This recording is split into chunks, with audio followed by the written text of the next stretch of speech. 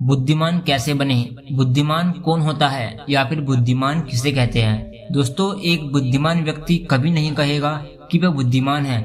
इसलिए नहीं कि ऐसा कहने से उसकी बुद्धिमत्ता कम हो जाएगी या फिर वो पहले जैसा बुद्धिमान नहीं रहेगा, बल्कि इसलिए क्योंकि वह ऐसा कहने की व्यर्थता को देख पाता है।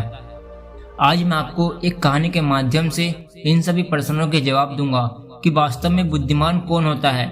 वीडियो में आगे बढ़ने से पहले अगर आपने अभी तक इस चैनल को सब्सक्राइब नहीं किया है तो इस चैनल को सब्सक्राइब कीजिए। चलिए कहानी शुरू करते हैं। एक नगर में एक लड़का रहता था। उसका दिमाग बहुत तेज था और उसकी खास बात यह थी कि वह किसी भी चीज को बहुत जल्दी और आसानी से सीख लेता था। जहां बाकी लोगों को कोई काम सीखने में महीने या साल लगते थे, वहीं पर यह लड़का उस काम को बस कुछ ही दिनों में सीख लेता था। उसकी यह खूबी दूर दूर तक सभी जगह फैल गई और कहा जाने लगा कि उस लड़के के जितना बुद्धिमान आज तक कोई नहीं है। लेकिन वो लड़का तो जानता था कि वो अंदर से क्या है, क्योंकि हर व्यक्ति को अपने बारे में पता होता है, अब चाहे वो लोगों को बाहर से कुछ भी दिखाए।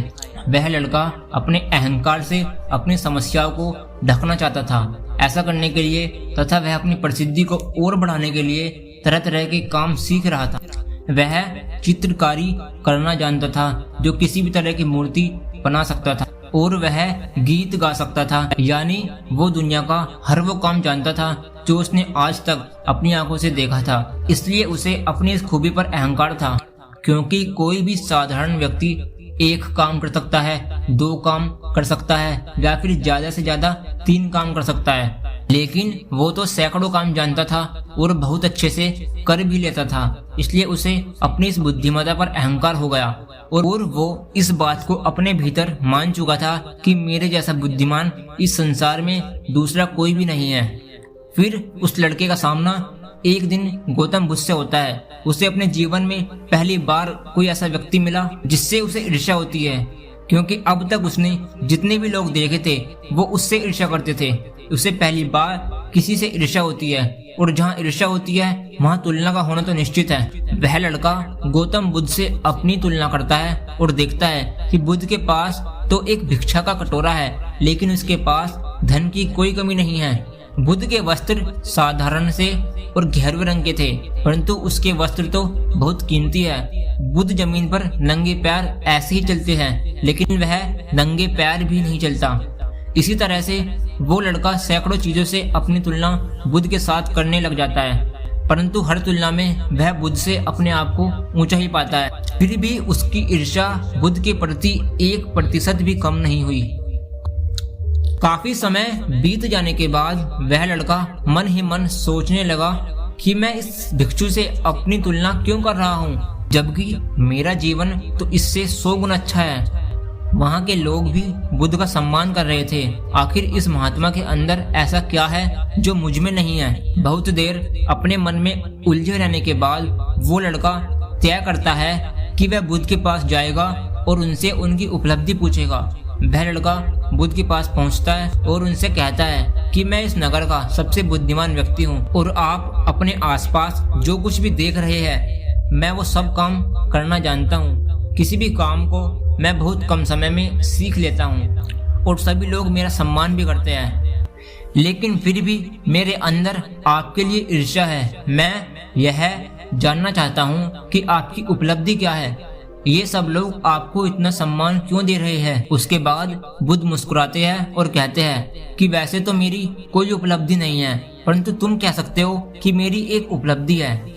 फिर वह लड़का पूछता है कि क्या मैं जान सकता हूँ? उसके बाद बुद्ध कहते हैं कि मेरी एक उपलब्धि है कि मैं सभी उपलब्धियों को छोड़ चुका हूँ। वह लड़का बुद्ध से पूछता है, क्या मतलब? मैं कुछ समझा नहीं।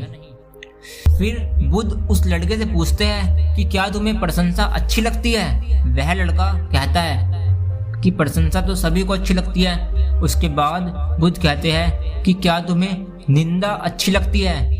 तो वह व्यक्ति बुद्ध से कहता है कि भला इस दुनिया में कौन है जिसे अपनी निंदा अच्छी लगे? उसके बाद बुद्ध कहते हैं कि जो तुम्हें अच्छा लगता है और जो तुम्हें बुरा लगता है, मैं इन दोनों से ऊपर उठ चुका हूँ। ना मुझे प्रशंसा अच्छी लगती है और ना ही मुझे अपनी निंदा सताती है। बस यही एक अंतर है तुम में और मुझ में। और उसके बाद वह व्यक्ति बुद्ध से कहता है, परंतु यह संभव कैसे है? बुद्ध मुस्कुराते हैं और उस व्यक्ति से कहते हैं कि तुमने अपने जीवन में सैकड़ों काम सीखे, लेकिन एक जरूरी काम को तुम सीखना भूल गए। वह व्यक्ति पूछता है कि कौन सा काम बुद्ध? बुद्ध कहते हैं कि अपने मन को नियंत्रण करना। क्या तुम्हें आता है? बुद्ध की यह बात सुन वह लड़का समझ गया कि उसकी ईर्ष्या का यही कारण था। उसके बाद बुद्ध कहते हैं कि जिस व्यक्ति ने सारा संसार जीत लिया लेकिन अपने मन को नहीं जीता, उसने कुछ भी नहीं जीता। और जिसने अपने मन को जीत लिया परंतु सब कुछ गवा दिया, फिर भी उसने सब कुछ जीत लिया। क्योंकि वास्तव में बुद्धिमान व्यक्ति वही है जो अपने मन का शासक है, वो नहीं जो अपने मन का गुलाम हो। गौतम बुद्ध के इन शब्दों को सुनकर उस व्यक्ति का अहंकार टूट जाता है और बुद्ध से कहता है कि क्या आप मुझे अपने मन को जीतना सिखा सकते हैं? बुद्ध कहते हैं अवश्य, लेकिन मैं तुम्हारी सभी उपलब्धियां छीन लूंगा। फिर वह व्यक्ति कहता है कि मैं अब तैयार हूँ। उस दिन से वह व्यक्ति ध्यान करना शुरू कर देता है, क्योंकि ध्यान ही एक ऐसा तरीका है जिससे आप अपने मन को अपने वश में कर सकते हैं। तो दोस्तों, कैसी लगी आपको ये कहानी? अच्छी लगी हो तो वीडियो को लाइक, शेयर और चैनल को सब्सक्राइब कीजिए। चलिए मिलते हैं अगली वीडियो में, तब तक अपना ख्याल रखना।